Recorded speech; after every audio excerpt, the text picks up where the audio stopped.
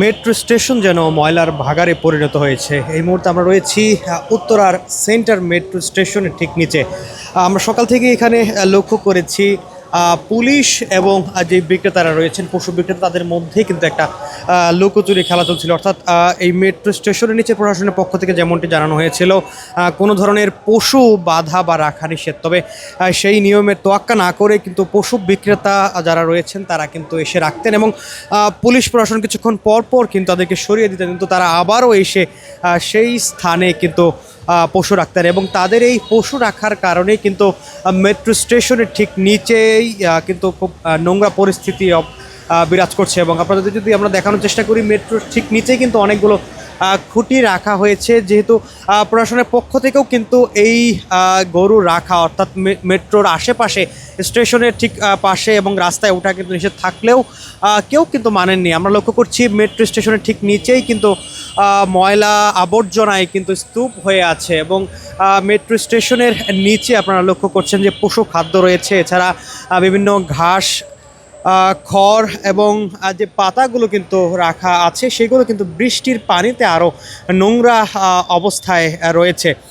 সকাল থেকে আমরা অবস্থান করছিলাম এই উত্তরা যেই সেন্টার মেট্রো স্টেশন তার নিচে, এবং আপনাদেরকে আমরা কিন্তু দেখানোর চেষ্টা করেছি বাংলা নিউজে যে পুলিশ এবং এখানকার যেই বিক্রেতা যারা রয়েছেন তাদের তদারকি এবং অবস্থান দুই পক্ষেরই কিন্তু আমরা দেখানোর চেষ্টা করেছিলাম। এবং যেই ব্যবসায়ীরা যে বিষয়টি বলছিলেন, যেই দিয়াবাড়ি যে পশুর হাটটি রয়েছে, সেই হাটে পর্যাপ্ত জায়গা নিয়ে একই সাথে বৃষ্টির কারণে কিন্তু কাদা হওয়ায় কিন্তু তারা ভেতরে পশু দিতে পারেননি, যার কারণে তারা বাহিরে রেখেছেন। অপর পাশে কিন্তু পুলিশও বারবার বলছিলেন তারা সকাল থেকে কয়েক দফায় কিন্তু এই বিক্রেতা এবং যারা পশু নিয়ে এসেছে তাদেরকে সরানোর চেষ্টা করছেন। তবে তাদেরকে সরিয়ে দিলেও তারা কিছুক্ষণ পরপর আবারও এসে অবস্থান নেন এই মেট্রো স্টেশনের পাশেই।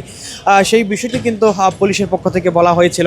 আমরা লক্ষ্য করছি মেট্রো স্টেশনের ঠিক পাশেই কিন্তু ময়লা স্তূপে কিন্তু আবর্জনা একদম স্তূপ হয়ে আছে, এবং যে ট্রাকগুলো আছে সেগুলো কিন্তু এই স্থানটিতে অবস্থান করছে। মেট্রো স্টেশনের এবং তার পাশে সংলগ্ন যেই স্থানগুলো, তো সেগুলো কিন্তু সুন্দর পরিবেশ ছিল। তবে এই কোরবানির ঈদ উপলক্ষে এখানের যে পাশে দিয়াবাড়ি যে পশুর হাট রয়েছে, সেই পশুর হাটের যেই পশু এবং মানুষজন যারা এসেছিলেন তাদের এই আবর্জনায় কিন্তু এই স্থানটি এখন নোংরা অবস্থায় রয়েছে। এবং কিছুক্ষণ আগে আমরা লক্ষ্য করেছিলাম এই স্থানটিতে কিন্তু যাতায়াত করছে যে অটোরিকশা বা মোটরসাইকেল, তারাও কিন্তু বিভিন্ন ঝুঁকিতে রয়েছে। এবং যেই মেট্রো স্টেশনের ঠিক নিচেই কিন্তু প্রচুর খড় এছাড়াও ময়লা থাকায় কিন্তু স্লিপ কাটছে গাড়ির চাকা।